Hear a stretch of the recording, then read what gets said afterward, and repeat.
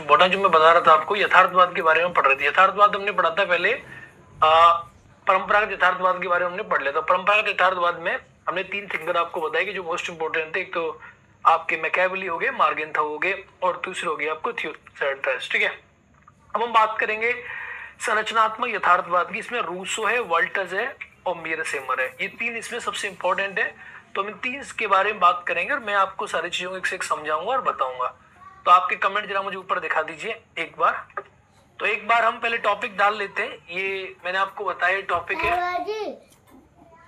तो एक बार जरा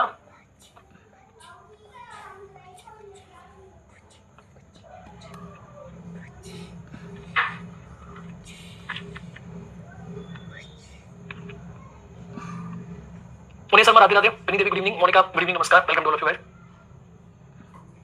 सभी का स्वागत है क्लास में, welcome to all of you. देखो मैंने कहा था इसके अंदर 3 विचारक है। संरचनात्मक यथार्थवाद, संरचनात्मक यथार्थवाद के बारे में बात करोगे। संरचनात्मक यथार्थवाद, इसी को आप लोग नव यथार्थवाद के नाम से भी जानते हो। नव यथार्थवाद। सबसे पहले इसमें थिंकर कितने? इसमें 3 थिंकर है, जैसे आपके एग्जाम में प्रश्न बनता है। इसके 3 थिंकर कौन से? सबसे इंपॉर्टेंट जो आपके एग्जाम में पूछता है, सबसे इंपॉर्टेंट एक तो पूछता है आपका रूसो, वॉल्टज। एक तो आपसे पूछेगा रूसो, केनेथ वॉल्टज जानते हो आप? केनेथ वॉल्ट भी नाम से जानते हो? तो एक रूसो की किताब का नाम पूछता है। और तीसरे थिंकर है इसके जो आपके मोस्ट इंपोर्टेंट है, Mearsheimer, the tragedy of the great power politics. Mearsheimer, मेयर-सेमर।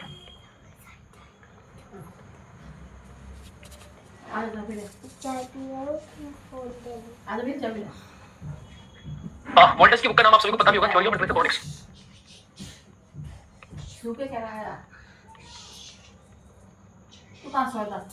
Rousseau, the politics of the nation.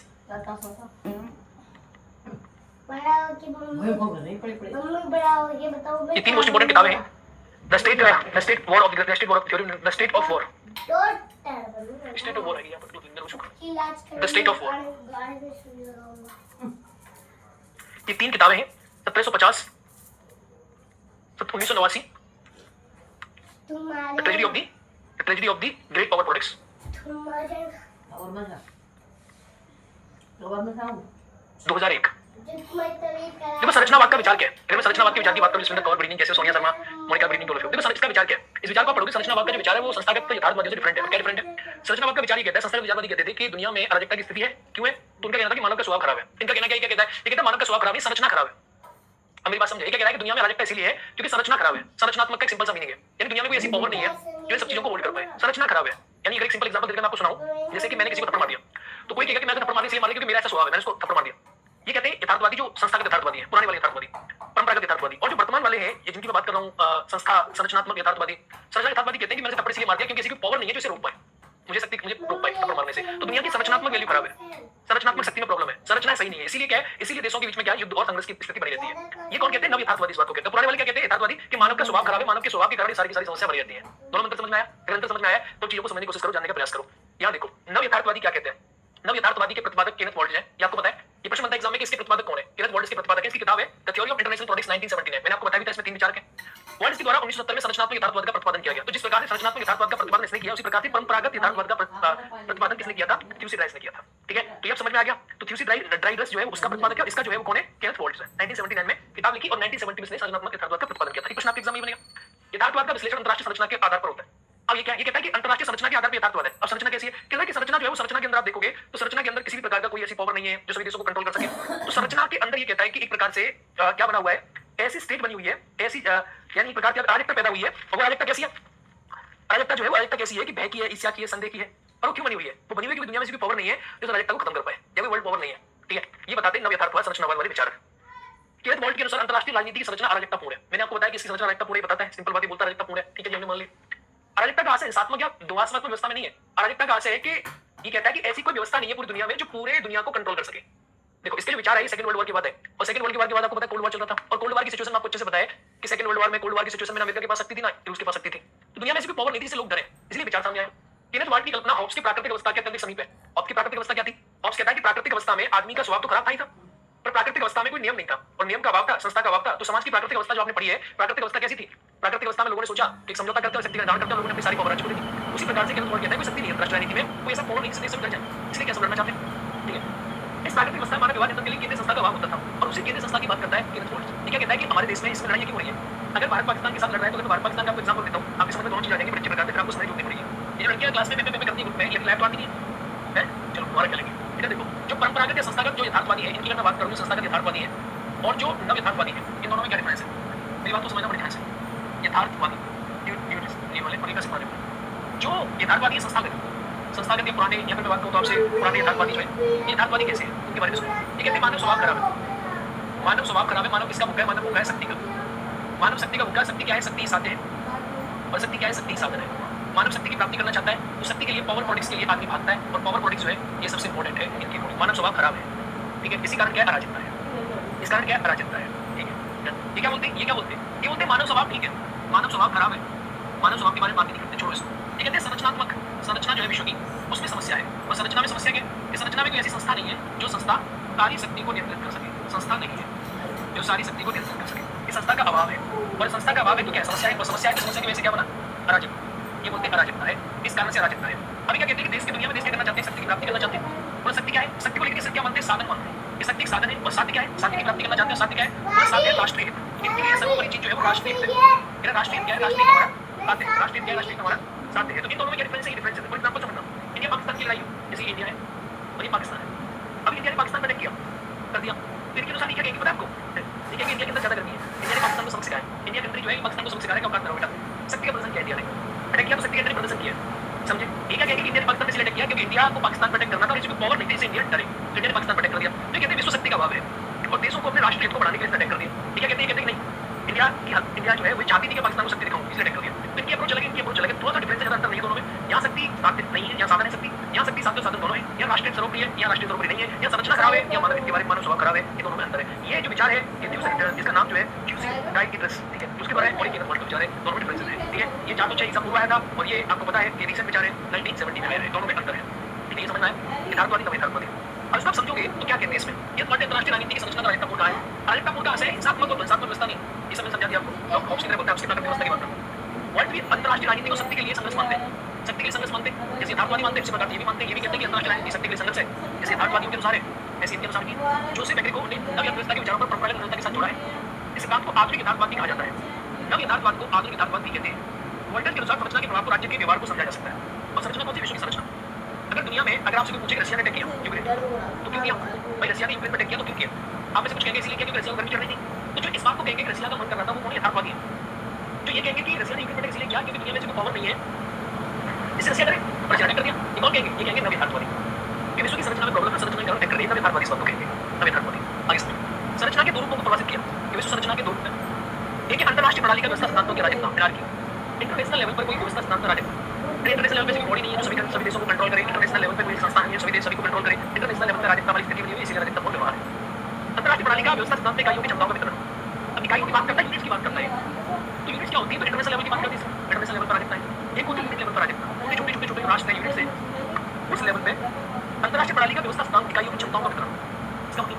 इसका मतलब है कि इसमें जो संरचना है, इस संरचना में एक इंटरनेशनल लेवल होगा, एक हो गया राष्ट्रीय लेवल, उसके बारे में बात करता है। दो प्रकार की संरचना है, एक तो क्षेत्रीय राष्ट्रीय लेवल है इंडिया पाकिस्तान, एक इंटरनेशनल लेवल, इसमें इन्वॉल्व हो रहे हैं सारे कंट्री। अंतरराष्ट्रीय लेवल, दो प्रकार के लेवल में समझो। नवशास्त्रीय यथार्थवाद, न्यू क्लासिकल रियलिज्म। अब ये तो इसी के बाद पॉइंट आ गए। अभी आप इसका और समझ लो थोड़ा सा, मैं आपको समझा देता हूँ इसमें। परंपरागत यथार्थवाद और नव यथार्थवाद में क्या डिफरेंस है? नव यथार्थवाद का विचार अमेरिका की व्यवहारवादी क्रांति से प्रभावित है, क्योंकि व्यवहारवादी विचार है, ये मोर प्रैक्टिकल विचार है। जो नव यथार्थवाद का विचार है, ये मोर प्रैक्टिकल है। कैसा है? मोर प्रैक्टिकल है, मोर प्रैक्टिकल। रचनात्मक यथार्थवाद का निर्माण केनेथ बोल्ट ने व्यवस्था उपागम के आधार पर किया। व्यवस्था उपागम यानी संरचना का उपागम। अब व्यवस्था उपागम आप आगे पढ़ोगे तो व्यवस्थाओं के बारे में वर्णन किया जाता है, ठीक है। रचनात्मक यथार्थवाद ने परंपरागत यथार्थवादियों के मान की दृष्टिकोण को स्वीकृत माना। उन्होंने परंपरागत जो यथार्थवादी थे उनका मान की दृष्टिकोण था कि मानव का स्वभाव खराब होता है, और उन्होंने परंपरागत यथार्थवादियों के इस दृष्टिकोण को स्वीकृत कर दिया कि मानव का स्वभाव खराब होता है। उन्होंने माना कि विश्व में लड़ाइयां संरचना के कारण है, कि विश्व की संरचना अराजकतापूर्ण है। और जो मैंने यहाँ लिखा है पूरे निचोड़ है कि नव यथार्थवादी मानव स्वभाव खराब नहीं मानते, खराब मानते हैं। इसमें संस्था नहीं है, संस्था की समस्या अराजकता है, कहते मानव स्वभाव की अराजकता है। ये कहते हैं शक्ति साध्य साधन दोनों है। ये कहते हैं शक्ति जो है सिर्फ क्या है? शक्ति साधन है, और शांति क्या है? राष्ट्रीय है। दोनों में डिफरेंस है। आगे वर्ल्ड ने वस्तुनिष्ठ विश्लेषण पर महत्वपूर्ण दिया है। वस्तुनिष्ठ ऑब्जेक्टिव, अब ऑब्जेक्टिव दिया है, उसने भी ऑब्जेक्टिव दिया है। वर्ल्ड के अनुसार विदेश नीति निर्माण केंद्र राष्ट्रीय व्यवस्था द्वारा होता है, अंतरराष्ट्रीय व्यवस्था द्वारा होता है। सबसे इंपॉर्टेंट चीज तो ये यहाँ पर कोई भी देश अपनी विदेश नीति का निर्माण अंतरराष्ट्रीय व्यवस्था के द्वारा करता है कि व्यवस्था कैसी है। और वो क्या कहते हैं यथार्थवादी? वो कहते नहीं, कोई राष्ट्र अपनी विदेश नीति का निर्माण स्वयं से करता है। ये डिफरेंस है। ये कहते हैं व्यवस्था के अनुसार होता है, वो कहते हैं स्वयं से होता है। परंपरागत यथार्थवाद बोलते हैं एक भावनात्मक सिद्धांत है, तो ये नहीं। वर्ल्ड के अनुसार अंतर्राष्ट्रीय राजनीति का विश्लेषण अंतर्राष्ट्रीय संरचना के द्वारा किया जाना चाहिए। ये कहता है वर्ल्ड कहता है कि अंतर्राष्ट्रीय राजनीति को आपको पढ़ना है तो आप इसको पढ़ने के लिए आपको अंतर्राष्ट्रीय संरचना को देखना चाहिए, दुनिया में संरचना कैसी है। यानी मैं आपसे कहूँ कि आपका व्यक्तित्व कैसा है तो इसका निर्धारण आपकी समाज करती है। अगर आपकी समाज खराब है, कोई बच्चा है तो किसी गाँव में रहता है तो वो थोड़ी उल्टी सीधी बात करता है, उल्टी सीधी बात करता है तो कहा जाता है कि उसकी समाज खराब है, उसकी परवरिश खराब है, उसकी समाज खराब है, उसका परिवेश खराब है। तो उसके परिवेश के अकॉर्डिंग आपको उस पर ध्यान देना चाहिए। एक पॉइंट यहाँ आ गया, अंतर्राष्ट्रीय राजनीति करते हैं आपको परिवेश के अनुसार करना चाहिए। परंपरागत यथार्थवादियों के अनुसार शक्ति स्वयं साध्य है, परंपरागत, लेकिन नव यथार्थवादियों के अनुसार तथ्य अर्जित करने की प्रगतिशील है। प्रत्येक राज्य अधिकारी शक्ति करना चाहता है, ये कहते हैं परंपरागत। परंपरागत यथार्थवादियों के अनुसार सैन्य शक्ति राज्य शक्ति का सबसे महत्वपूर्ण अवयव है। आर्थिक तकनीकी शक्ति सैन्य शक्ति के साधन मात्र है। जो परंपरागत है वो शक्ति को और ध्यान देते हैं, वो कहते हैं सैन्य शक्ति जिसके पास होगी वो कंट्री सबसे पावरफुल होगा। लेकिन अब बात करो आधुनिक यथार्थवादियों की या नव यथार्थवादियों की या संरचनात्मक यथार्थवादियों की, तो वो क्या कहते हैं, वो जो है शक्ति को साध्य नहीं मानते। जो परंपरागत मानते, जो नव यथार्थवादी है वो शक्ति को साध्य नहीं मानते, वो साध्य मानते हैं राष्ट्रीय। इसको मानते हैं राष्ट्रीय। राष्ट्रीय जो है उनके लिए सबसे इंपॉर्टेंट चीज है। और राष्ट्रीय को क्या मानते हैं, वो राष्ट्रीय को कहते हैं सबसे महत्वपूर्ण है।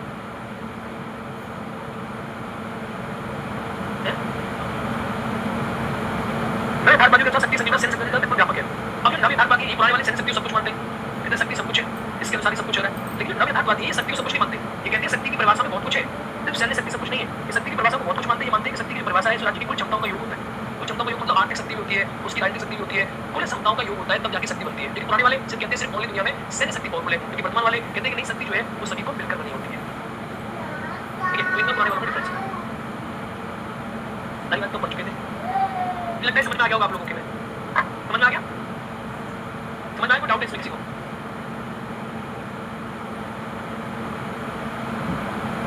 समझ में आ गया? यथार्थवाद नव यथार्थवाद,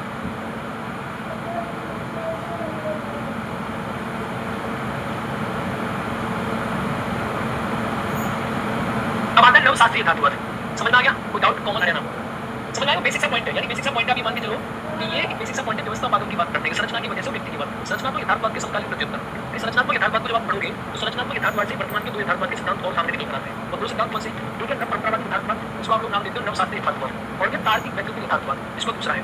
इसकी जो मान्यता है परीत जकारिया है 1998 में, 1998 में परीत जकारिया ने इस सिद्धांत को दिया। ये बहुत ही लेटेस्ट है और ये नव यथार्थवाद का पार्ट है।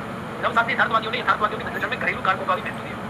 अब ये क्या कहते हैं, जब आप पढ़ोगे इसमें कुछ चीजें आपको नजर आएंगी, क्या नजर आएगी? ये कहते हैं विश्व राजनीति के व्यवस्था वाली संरचना में यथार्थवाद पूरा है।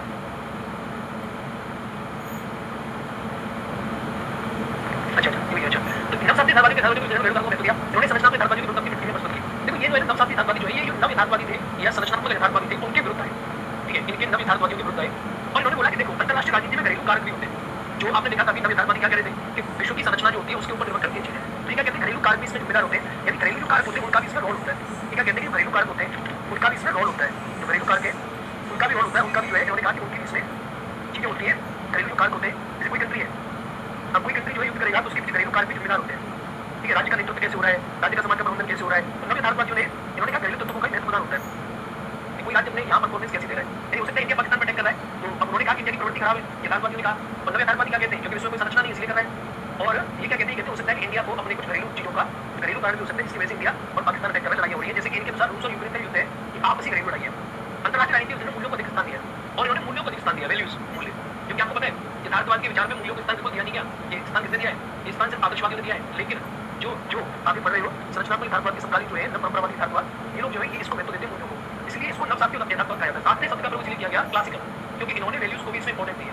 इनके विचारों ने राज्य को प्रभावित करने वाले अनेक कारकों का अध्ययन किया और उन कारकों को उन्होंने कहा कि घरेलू कारक होते हैं, घरेलू कारक जिनकी वजह से अंतर्राष्ट्रीय राजनीति में लड़ाइयां देखने को मिलती है। आप सिंपल तरीका से कह सकते हो कि नव शास्त्रीय यथार्थवादी ये कहते हैं कि अंतर्राष्ट्रीय राजनीति में लड़ाइयां होती हैं, उनके पीछे विश्व संरचना के साथ साथ विश्व की संरचना खराब है, ये हुए विश्व संरचना के साथ साथ घरेलू कारक भी जिम्मेदार होते हैं। और उन्होंने क्यों कहा ऐसी बात, क्योंकि जब तक उन्होंने विचार किया तब तक यूएनओ बन चुका था। और यूएनओ क्या है, विश्व संरचना है। और विश्व संरचना है तो फिर लड़ाइयां क्यों हो रही है, फिर लड़ाइयां इसलिए हो रही है, कारण क्या है, कारण ये है कि घरेलू बहुत सारे कारण होते हैं इसके पीछे। इन्होंने सिद्धांत को दिया। आगे देखोगे, आगे आप क्या पाओगे, इस राज्य का नेतृत्व का प्रत्यक्षण। अब ये बहुत सारे कारण हैं, ये अपेक्षा परंपरा जैसे बहुत सारे कारण हैं। इन कारक के बारे में क्या कहा, राज्य का नेतृत्व प्रत्यक्षण किसके हाथ में, राज्य समाज के संबंध किस प्रकार के, राज्यों की अभिप्रेरणा किस प्रकार की है। तो ये सब क्या है, ये सब घरेलू कारक है। इन कारकों की वजह से भी अंतर्राष्ट्रीय राजनीति में आपको लड़ाई देखने को मिल जाएगी। राज्य का नेतृत्व प्रत्यक्षण किस प्रकार का है, बीजेपी की सरकार है, आम आदमी पार्टी की सरकार है, कांग्रेस की सरकार है। राज्य समाज के संबंध किस प्रकार के स्थापित, तो राज्यों की अभिप्रेरणा किस प्रकार की है, राष्ट्रवाद अलग मिल रहा है, कुछ क्या हो रहा है। कई प्रकार के घरेलू कारक भी जिम्मेदार होते हैं अंतर्राष्ट्रीय राजनीति में लड़ाई कराने के लिए। ये 3 पॉइंट है, राज्य का नेतृत्व प्रत्यक्षण, इनको एक बार आप देख लेंगे। इन 3 की वजह से भी आप कह सकते हो कि बहुत सारी लड़ाइयां होती है। ठीक है, गेम थ्योरी वगैरह सब इसी के कारण है। गेम थ्योरी वगैरह जो आप पढ़ोगे, गेम थ्योरी वगैरह इसी में आपको देखने को मिलेगी आगे चलके। इसी में नॉन जीरो सम गेम इसी कंट्रोल। स्टीवन वंडर के अनुसार नवशास्त्रीय यथार्थवाद ने शक्ति के वितरण और साक्ष्यों की विदेश नीति के विभाग में मध्य घरेलू कारकों का तीसरा सबसे महत्वपूर्ण कारक है। घरेलू कारक जो मैंने आपको बताया ये इंपॉर्टेंट है। घरेलू कारक एक प्रश्न एग्जाम में बन जाता है घरेलू कारक को कौन जिम्मेदार मानता है? ये मानते हैं नवशास्त्रीय यथार्थवादी। परिचकारिया सबसे इंपॉर्टेंट है इसमें। दो है, एक तो स्कविलियर है, परिचकारिया है, ग्रीको है और क्रास्टर है। यथार्थवाद राज्य केंद्रित संकल्पना इसमें घरेलू तत्वों की उपेक्षा की गई है। कोई घरेलू तत्वों को स्वीकार करते हैं, उपेक्षा नहीं करते, उनको संयमित करते हैं। घरेलू तत्वों की यथार्थवाद के विश्लेषण में महत्वपूर्ण स्थान दिया है। इसने दिया परिचकारिया ने, और परिचकारिया इसमें सबसे इंपॉर्टेंट विचारक है। आप इसको लिख लेंगे कि नवशास्त्रीय यथार्थवाद में कौन है? परिचकारिया है। फ्रॉम वेल्थ टू पावर इसकी किताब आई थी परिचकारिया की। आप लिख लेंगे इस किताब का नाम भी from wealth to power. Okay, Fareed Zakaria, ठीक है। इस किताब में इसने इस बात को बताया from wealth to power, from wealth to power, ठीक है। ये आपका इंपॉर्टेंट मैंने बता दिया।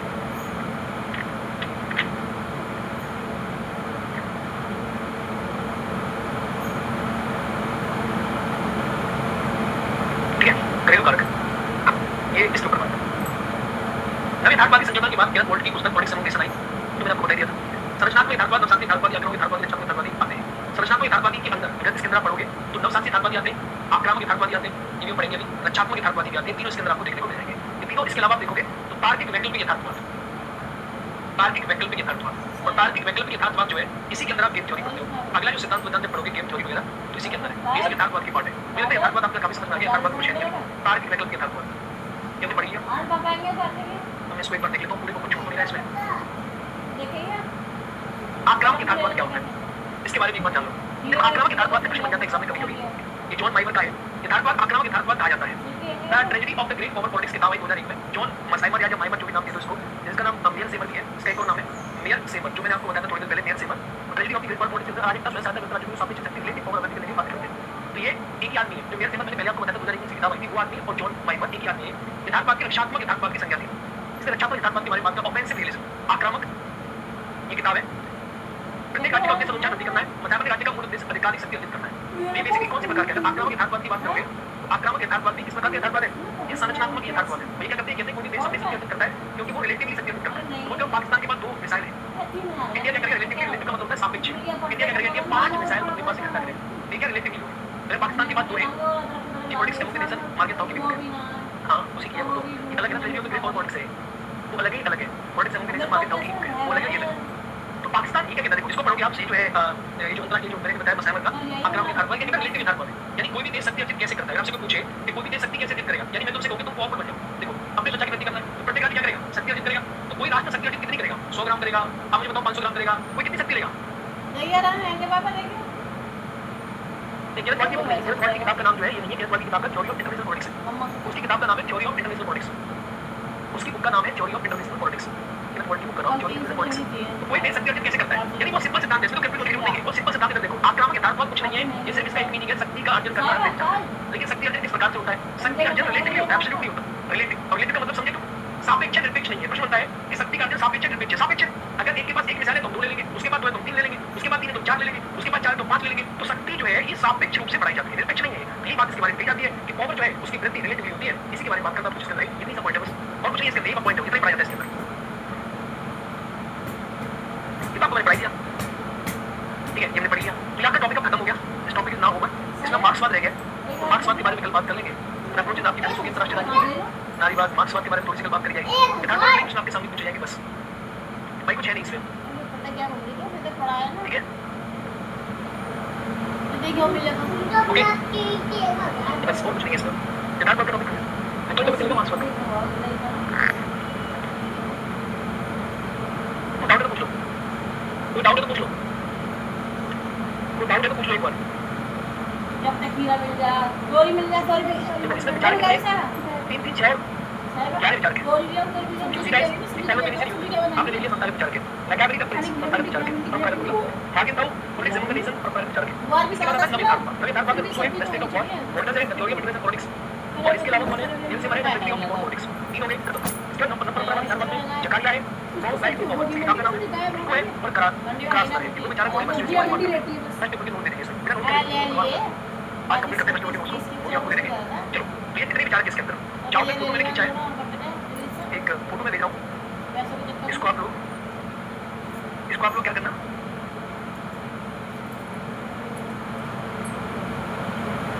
सब कट्टा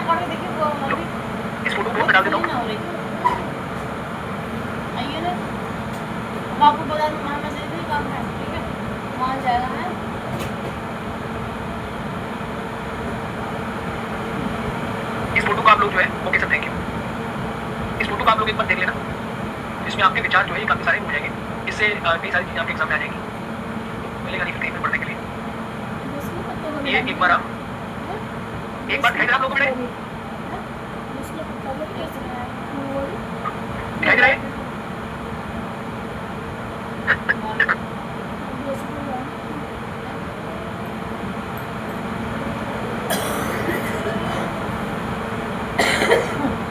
अब दिखाई दे रहा है? ये देखो, परंपरागत यथार्थवाद दिखाई दे रहा है? परंपरागत यथार्थवाद जो है ये इसके विचार के क्यूजिन है, इसके पॉलिसी युक्त है, मैकेवली है, द प्रिंसिपल है, द मार्केट टाउन, इसका पॉलिटिक्स समझ दे सकते हैं। ये तीन आप एक बार बना लोगे तो आपके काम आ जाएगा, ठीक है? ये तीन है जो मोस्ट इंपोर्टेंट है। ये परंपरागत के संरचनात्मक के अंदर मैंने आपको बताया रूसो है, और रूसो की किताब का नाम निकलेगा the state of war, Rousseau the state of war, Kenneth Waltz the theory of politics, और William Sever the tragedy of the great war politics. ये तीन है, बट क्लियर नहीं है। मैंने कहा नहीं 60 किलो और देखिए यार टेंशन ना लो तुम एग्जाम में, मैं नोट इसको करने वाले स्कैन करके ये नोट्स कहते जो मैं प्रमाण किताब उसको पढ़ लोगे पास हो जाओगे। मैं फर्स्ट क्लास सब्जेक्ट से बहुत बढ़िया न परंपरावादी के अंदर देखोगे आप तो इसके मिलेगा जकारिया। जकारिया किताब का नाम होता है Zakaria from bed to the moon, ठीक है? तार्किक वैकल्पिक यथार्थवाद ग्रीक और क्रॉस है, ठीक है? बस और कुछ नहीं होता है। तो आप एक बार लोग काम करके मैंने आपको पढ़ा दिया, ये भी डाल दूंगा आपके ग्रुप में, तो आप लोग इसे एक बार देख लेना, ठीक है? ये फोटो एक बार ग्रुप में भेज दूंगा आप लोगों के मैं, नहीं वैसे सही है 60 किलो ग्रुप में मैंने भेज दिया है, ठीक है? चलो थैंक यू बाबा, जय हिंद, और कोई पता नहीं है उनका ठीक है? थैंक यू बताइए करते ग्रुप में सेंड, ठीक है भाई, थैंक यू। बताऊँ समझ में गए कल जन्माष्टमी भी आज उनका रस्ते कल जन्माष्टमी भी डोलेंगे कोई ना। ये सामान दिखाओ। मैंने देख लो तुम जाकर जो करिए आधा द्वार देखा था नींबू देख मैंने देख लिया सब सामान नीचे कल मेरा काम देख